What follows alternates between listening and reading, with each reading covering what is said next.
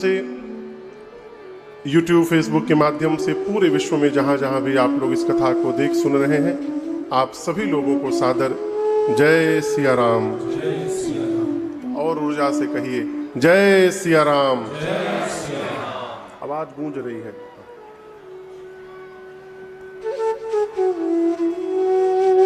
कल हमने और आपने भगवान के बाल लीला की कथा को गाया, श्रवण किया।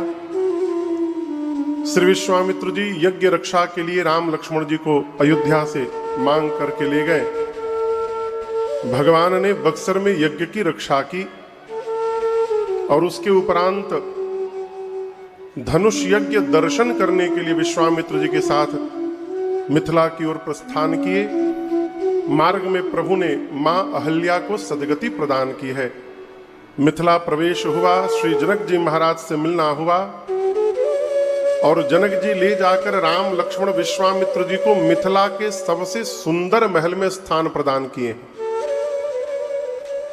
दोपहर में भोजन हुआ, भोजन के बाद विश्राम, और यहीं पर कल की कथा भी विश्राम ली थी।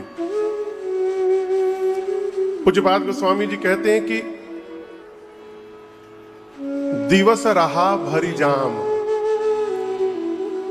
आप लोग को पता होगा 24 घंटे में 8 याम होते हैं, जिसको अष्टयाम कहते हैं। 4 याम दिन में रहता है, 4 याम रात्रि में। 3-3 घंटे का एक एक याम है। दिन का आखिरी याम बचा था, तब तक राम लक्ष्मण विश्वामित्र जी जग करके बैठे।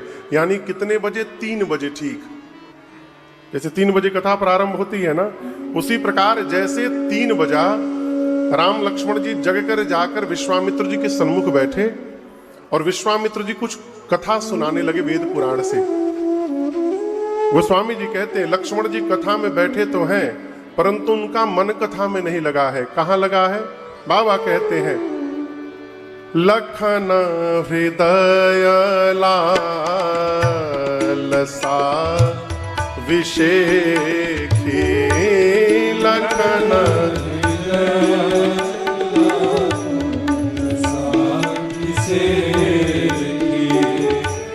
जाई जनकपुर आई देखी, जाई जनकपुर आई देखी। प्रभु भय पहुरी मुनि सकुचाहि, प्रभु भय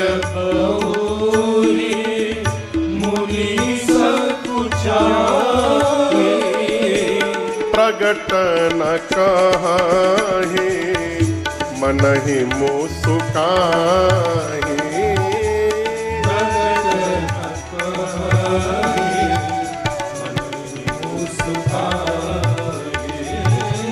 प्रगट न कहाहि मनहि मुसुकाहि, प्रगट न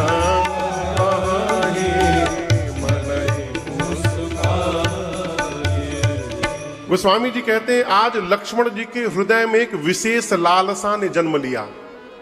किसने जन्म लिया? लालसा ने। लालसा समझते हैं ना? लालसा मन इच्छा। क्या इच्छा जन्म लिया? यदि गुरुदेव आज्ञा दे देते तो एक बार हम लोग मिथिला दर्शन करके चले आते। जाई जनकपुर आई देखी। अब यहां दर्शन करिए सरकार। सरकार हम दर्शन ही नहीं किया सरकार। दंडवत दंडवत सरकार। पूज्य श्री श्याम सुंदर दास जी महाराज श्री धाम अयोध्या से, दशरथ महल से, बड़ी कृपा सरकार। जय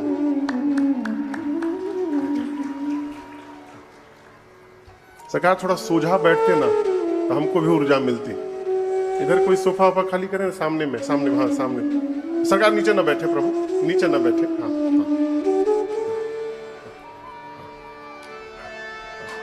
बड़ी कृपा।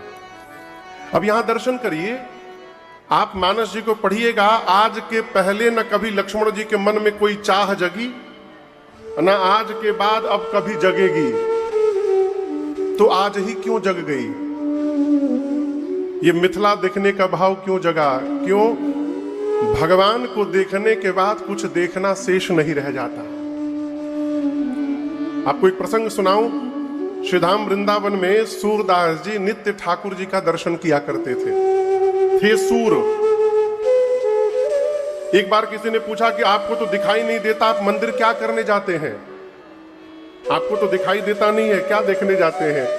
सूरदास जी बोले, मुझे नहीं दिखाई देता, परंतु जो मंदिर में बैठा है उसको दिखाई देता है कि मैं नित्य यहां आता हूं।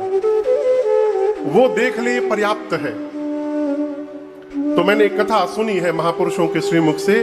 एक बार नित्य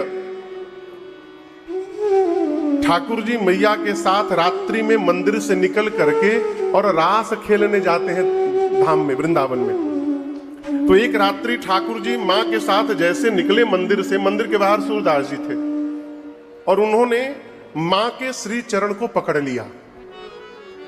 अब मां बार बार कहती है, बाबा पांव छोड़िए, पांव छोड़िए। सूरदास जी बोले, कैसे तो पकड़ में आया है और आप कहती है छोड़ दो? मैं नहीं छोड़ने वाला। जब बहुत कहने पर भी सूरदास जी ने पांव नहीं छोड़ा, तब कन्हैया ने पूछा, आप चाहते क्या हैं?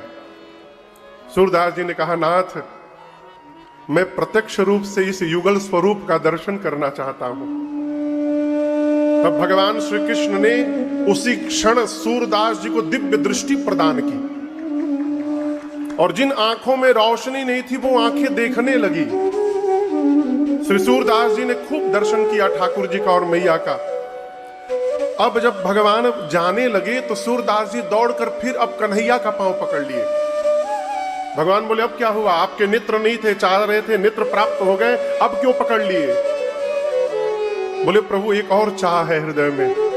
बोले, कहिए। सूरदास जी ने कहा, मैं जैसा था वैसा मुझे बना दीजिए। भगवान बोले, अरे आपके नेत्र नहीं थे, नेत्र मिल गए और आप कहते फिर से अंधा बना दो, क्यों? सूरदास जी बोले, प्रभु आपको देखने के बाद अब जगत में कुछ देखने की चाह नहीं रह गई प्रभु, इसलिए मुझे फिर पहले जैसा बना दीजिए। जगत के रंग मैं क्या देखूं, तेरा दीदार काफी है। जो लक्ष्मण जी राम जी के साथ रह रहे हैं, बारे हिते निज हितपति जानी, लक्ष्मण राम चरण रति मानी। बचपन से लक्ष्मण भैया राम जी को अपना स्वामी मानते हैं। भगवान को देखने के बाद जगत को देखने की चाह रह गई लक्ष्मण जी के मन में। ये कैसे जन्म लिया? इसके अनेक कारण है, परंतु मैं अपनी बुद्धि से आपको दो कारण बता रहा हूं, मुझे जो भाव समझ में आता है। पहला कारण तो यह है कि लक्ष्मण जी अयोध्या से आए हैं। अयोध्या वो भूमि है जहां भगवान ने जन्म अवतार लिया है। लक्ष्मण जी अयोध्या का दर्शन कर चुके हैं। अब लक्ष्मण जी उस भूमि का दर्शन करना चाहते हैं जहां पर भगवान की भक्ति ने अवतार लिया है, इसलिए मिथिला दर्शन करने का भाव जगा। दूसरा कारण आपको पता है द्विवेदी जी, राम जी जब वन में चलते थे तो सबसे आगे कौन चलता था? राम जी, सीता जी, लक्ष्मण जी में सबसे आगे आगे कौन चलता था? राम जी। राम जी के पीछे सीता मैया और सीता मैया के पीछे लक्ष्मण भैया। गोस्वामी जी कहते हैं, उभय बीच, उभय मने दो के बीच में, उभय बीच सिय सो हई कैसे, ब्रह्म जीव बिच माया जैसे। ऐसा लग रहा है कि मानिए ब्रह्म और जीव के बीच में माया चल रही हो। यहां पर लक्ष्मण जी को जीव कहा गया और संत महापुरुष लक्ष्मण जी को जीवाचार्य कहते हैं। लक्ष्मण जी हम जीवों के आचार्य हैं। और आचार्य का धर्म क्या है? आचार्य का कर्तव्य क्या है? हमारे महाराज श्री कहते, भैया महाराज श्री कहते, बाबू हम आत्मा है और भगवान परमात्मा है। इस आत्मा और परमात्मा का मिलन तब तक नहीं होगा जब तक इन दोनों के बीच में कोई महात्मा नहीं आएगा। वही महात्मा आचार्य है। आचार्य का कर्तव्य है कि आत्म तत्व को परमात्म तत्व से संबंध स्थापित करा के अब बीच में से अपने को निकाल के ले जाए। आप दर्शन करिए। मैं आपसे प्रश्न पूछ रहा हूं, आप करोड़ों की व्यवस्था कर दीजिए बिटिया की शादी में, महंगा डेकोरेशन करा दीजिए, खूब महंगा खाना रखिए, सब कुछ रखिए, लाइट साउंड म्यूजिक सब रखिए। एक पंडित जी महाराज यदि नहीं रहेंगे ना तो विवाह नहीं होने वाला है भैया।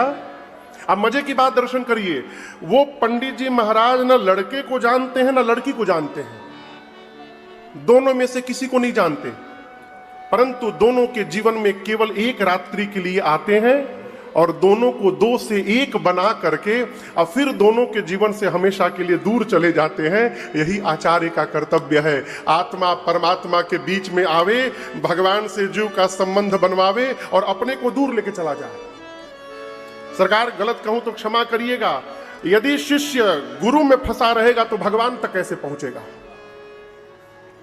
कोई यदि मेरे पास आ रहा है तो मेरा धर्म है उसको भगवान से जोड़ना, न कि अपनी में से जोड़ लेना कि तो हमारे पूजा करो खाली भगवान को छोड़ो। हमारे एक लोग हैं, मैं आपको बताऊं, छत्तीसगढ़ के, बोले महाराज मेरे पांव में दर्द था, तो किसी ने कहा कि मेरे गुरुजी से दीक्षा ले लो तुम्हारा दर्द समाप्त हो जाएगा। तो वो चले गए हरियाणा, मैं नाम नहीं लूंगा गुरुजी का, अभी गुरुजी भजन कर रहे हैं वो। तो गए दीक्षा लेने के लिए, तो सैकड़ों लोग बैठे थे दीक्षा के लिए। हमने पूछा दीक्षा लिए? बोले महाराज मैं बीच में से भाग आया। बोले क्यों? तो वहां का नियम था कि गुरुजी पहले दूध से नहाएंगे और जो दूध से नहाएंगे उसी दूध से खीर बनेगा, और जब आप खीर खाइएगा तो आपके भीतर पवित्रता आएगी और तब गुरुजी दीक्षा देंगे। जब हम ये सुने और गुरुजी को देखा दूध से नहाते तो मैं भाग लिया बीच में से। बोला हमको नहीं गोड़ ठीक करवाना है। अब महाराज 100 रुपया का दवाई खाया, गोड़ का दर्द गायब हो गया हमारा। ये कर्तव्य नहीं है। मैं क्यों सुना रहा हूं आपको? लक्ष्मण जी आचार्य हैं, राम जी जैसे मिथिला पहुंचे हैं, श्री जनक जी महाराज का भाव राम जी को देख करके परिवर्तित हो गया।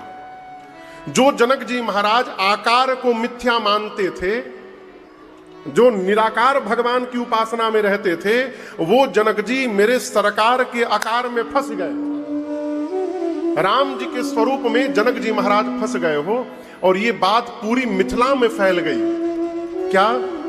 दो ऐसे सुंदर बालक आए हैं जिनको देख करके जनक जी की मति हेरा गई। मिथिलावासी सोचने लगे क्या हमारे भाग्य में उनका दर्शन लिखा है? वीवीआईपी लोग हैं, किसी विशेष कमरे में होंगे, वहीं से निकल के चले जाएंगे वापस, हम लोग उनका दर्शन नहीं कर सकते। लक्ष्मण जी आचार्य हैं, आचार्य का काम है भगवान और जीव को मिला देना। लक्ष्मण जी ने मन में सोचा आप राम जी के पास नहीं आ सकते हैं तो क्या हुआ, मैं ही राम जी को लेकर के आप सबके बीच में आ रहा हूं। इसलिए लखन जी के मन में नगर देखने का भाव जगा है। यहां मैं पहले दिन आया तो श्री हनुमान जी का मंदिर है, हनुमान जी है ना, हाँ। गांव वाले जानते होंगे जब हनुमान जी की मूर्ति की प्राण प्रतिष्ठा हुई होगी तो प्राण प्रतिष्ठा के पहले हनुमान जी की सवारी निकली होगी, शोभा यात्रा निकली थी। सब गांव के बाहर के लोग हैं कहा? हाँ, अच्छा, बहुत प्राचीन है। अच्छा, उस समय के कोई बच्चे नहीं होंगे अब? अच्छा, हाँ, अच्छा, हाँ, तो कैसे बताएंगे? लेकिन वर्तमान में जब किसी विग्रह की प्राण प्रतिष्ठा होती है तो विग्रह की शोभा यात्रा निकलती है।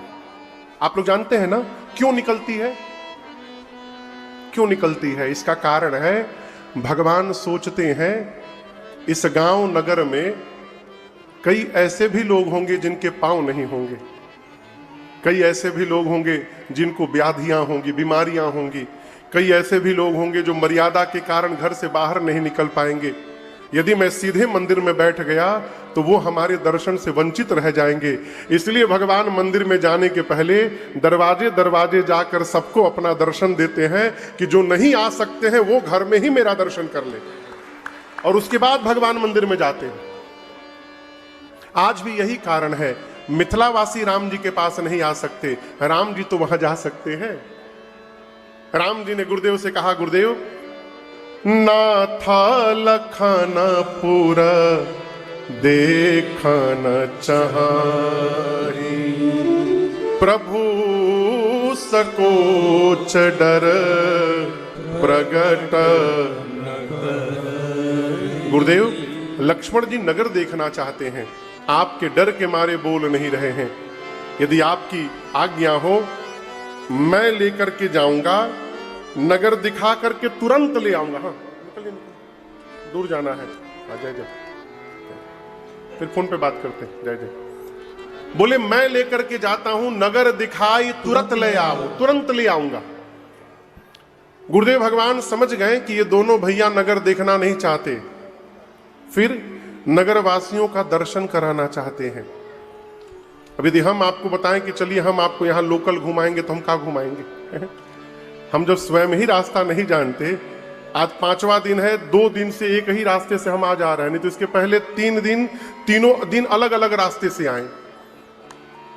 कभी हाई रोड से उधर से घूम के आए, कभी बीच में से निकल के हाई रोड में उल्टा चल के आए, और 2 दिन से इधर सीधा सीधा आ रहे हैं। तो हम आपको कहाँ घुमाएंगे?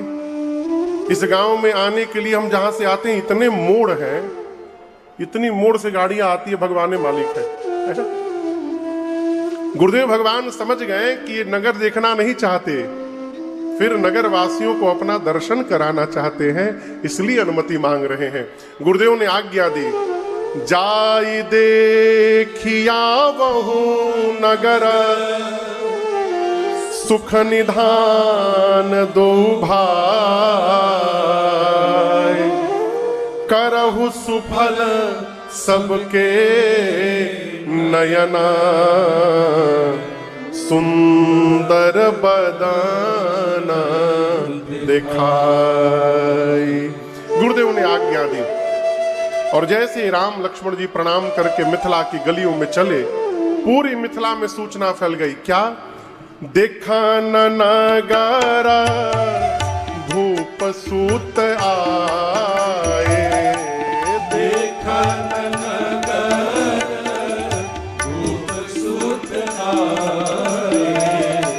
समाचार पुर पासे न पाए, समाचार पुर पासे न पाए, धाये धामा काम सब त्यागे, धाये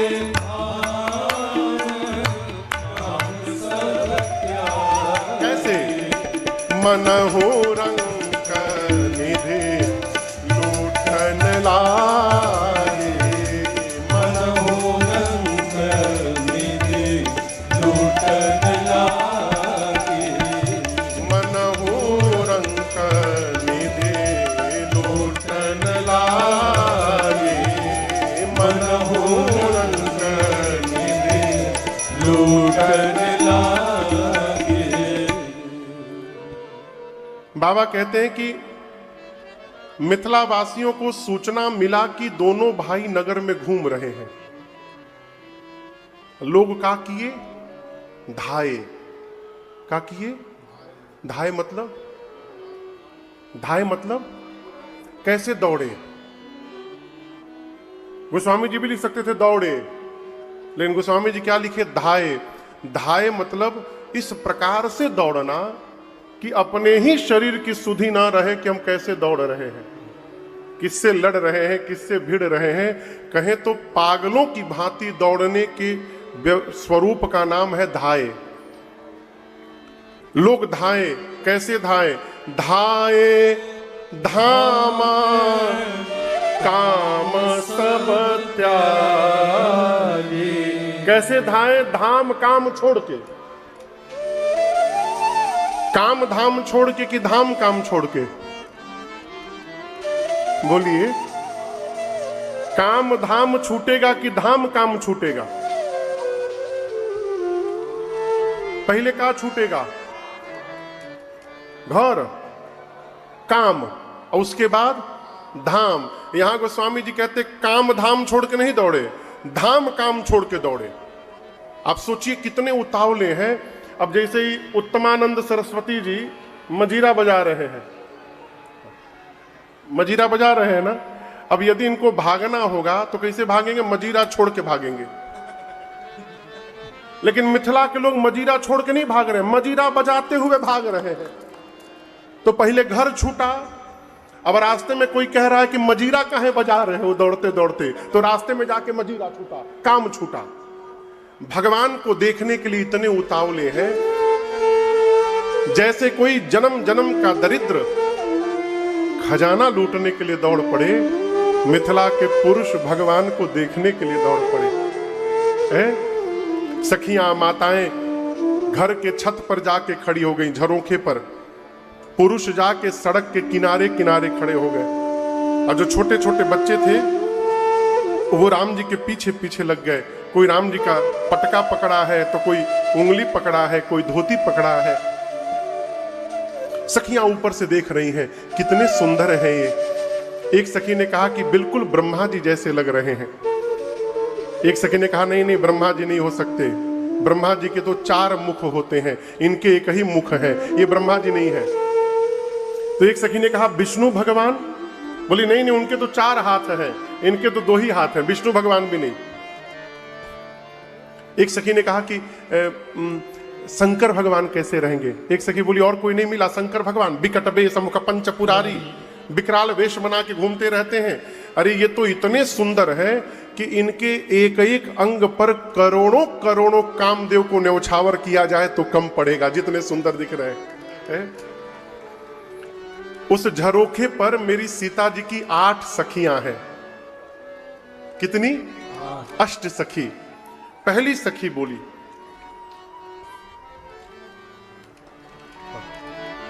आप पकड़े रहो आप। पहली सखी बोली ये कितने सुंदर हैं, ऐसा कौन होगा जो इस रूप को देखकर मोहित न हो जाएगा। दूसरी सखी बोली चुप रहो, मैं इनके बारे में सब पता लगा ली हूं। क्या? ये जो आगे आगे सांवले वाले हैं इनका नाम है राम, पीछे पीछे गोरे वाले हैं इनका नाम है लक्ष्मण। ये दोनों अयोध्या वाले महाराज के कुमार हैं, यज्ञ रक्षा करने के लिए अयोध्या से निकले थे।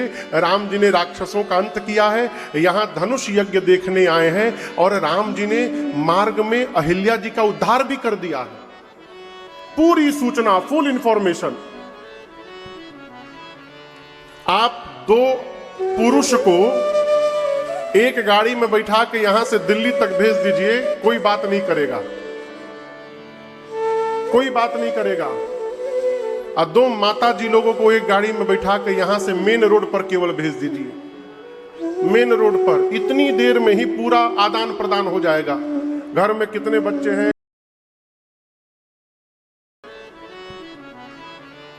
आप 2 पुरुष को एक गाड़ी में बैठा के यहां से दिल्ली तक भेज दीजिए, कोई बात नहीं करेगा, कोई बात नहीं करेगा। और 2 माता जी लोगों को एक गाड़ी में बैठा के यहां से मेन रोड पर केवल भेज दीजिए। मेन रोड पर इतनी देर में ही पूरा आदान प्रदान हो जाएगा। घर में कितने बच्चे हैं, कौन क्या करता है, कौन बहुत तेज है, कौन शांत है, पूरी चर्चा। दूसरी सखी ने पूरा इंफॉर्मेशन दिया। तीसरी सखी कहती है मैं एक बात बोलूं, ये गोरा वाला तो नहीं, लेकिन जो सांवले वाले हैं ना, जोग जान की यह बर आहाई, ये जो सांवले वाले दिखाई दे रहे हैं ना, ये सीता के लिए एकदम उचित दूल्हा दिखाई पड़ रहे हैं। मेरा मन कहता है यदि जनक जी इनको पहचान लेंगे तो प्रण का त्याग करके और बरबस विवाह करा देंगे। कितनी नंबर की सखी बोली? तीसरी। अब चौथी बोली चुप रहो, जनक जी ने इनको पहचाना भी है, जाना भी है, लेकिन उसके बाद भी अपने प्रण का त्याग नहीं किए। 5वीं सखी बोली मुझे जहां तक पता है कि ब्रह्मा जी सबको उचित फल देते हैं, और यदि बात सत्य है तो मैं कहती हूं ये सांवला ही सीता का पति बनेगा, इसमें कोई संशय नहीं है। ये सत्य समझिए इस बात को। इतना सुनते, जैसे आप लोग ताली बजाए ना, इतना सुनते 6वीं सखी नाचने लगी। सखियां पूछी तुम क्यों नाच रही हो? बोली मैं ये सोच के नाच रही हूं कि कहीं इनकी बात सत्य हो गई, सीता जी से इनका विवाह हो गया, तो ये जब जब सीता जी की विदाई कराने के लिए मिथिला आएंगे, हम लोगों को तब तब इनका दर्शन प्राप्त होता रहेगा जीवन में। कितना आनंद होगा वो है? कितनी सखी हो गई? 6। कितनी बची हैं? 2। सरकार इसमें भी एक निगेटिव माइंड की सखी है। बोली अरे कितनों सपना देख लो लेकिन होगा कैसे पूरा। बोली 7वीं सखी राम को देख कर रच दिए हैं विधाता ने जोड़ी सुघर, रच दिए हैं विधाता ने जोड़ी सुघर। पर ये धनुष कैसे तोड़ेंगे हैं बारे कुंवर। कितने छोटे हैं राम जी, इनसे धनुष हिलेगा भी नहीं। ये राम जी धनुष कैसे तोड़ेंगे हैं बारे कुंवर। मन में शंका बनी की बनी रह गई, ये धनुष कैसे तोड़ेंगे हैं बारे कुंवर। 7वीं सखी ने संशय प्रकट किया, इनसे धनुष हिलेगा भी नहीं, कैसे विवाह हो जाएगा। अब कितनी सखी बची? 1। बोली आखिरी सखी छोट देखन में है, पर चमत्कार इनका तू नहीं जानती। पर चमत्कार इनका तू नहीं जानती। क्या?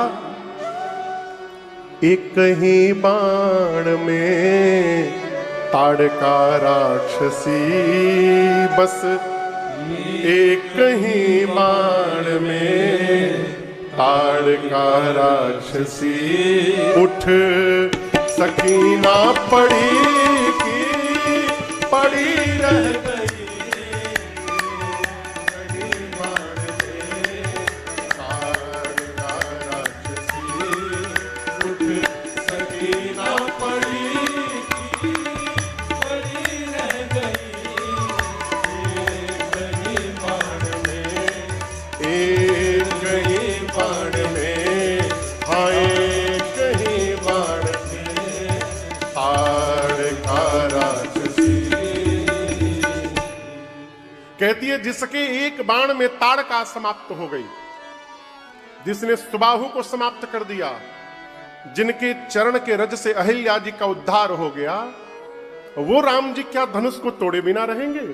मेरी मानो, जिन ब्रह्मा जी ने सीता जी को बनाया है, उन्हीं ब्रह्मा जी ने विचार करके इस सांवले को भी बनाया है। दूल्हा तो यही बनेगा, इसमें कोई संशय नहीं है।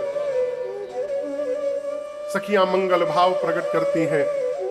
राम जी नीचे चल रहे, राम जी कहां है? नीचे सड़क पर, और सखियां कहां हैं? ऊपर छत पर। अब कल्पना करिए कोई ऊपर हो और नीचे वाले को देखे तो चेहरा ठीक से दिखाई देगा? जब तक नीचे वाला ऐसे ना करे ऊपर, तब तक चेहरा दिखेगा पूरा नहीं। राम जी सीधा चलते हैं, सीधा देखते हैं। कई लोग चलत सीधे हैं, देखत चारों तरफ है। चलेंगे रोड पर तो इसी में भीड़ जाते हैं, जाके गाड़ी भी चलाते चलाते सरकार कई लोग लड़ी जाते हैं। सखियों को भगवान का रूप दिखाई नहीं दे रहा है ठीक से। सखियां ऊपर से प्रार्थना करती हैं। ये पद मेरे पूज्यपाद गुरुदेव भगवान की रचना है। गुरु जी की रचना है सरकार, चित्रकूट सरकार की। हाँ,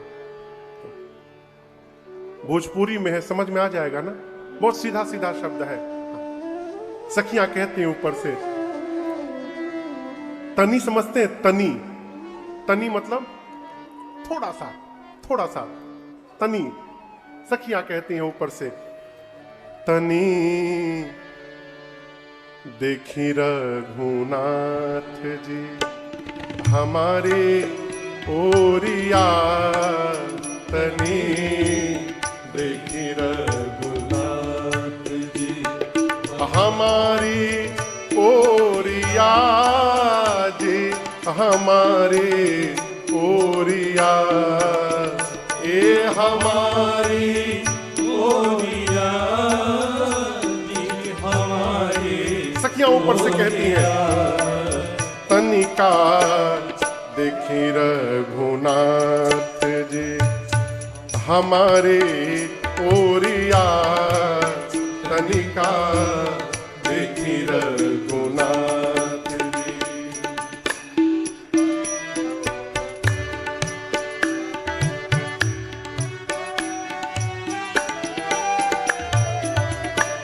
सुंदर श्यामल गौर मनोहर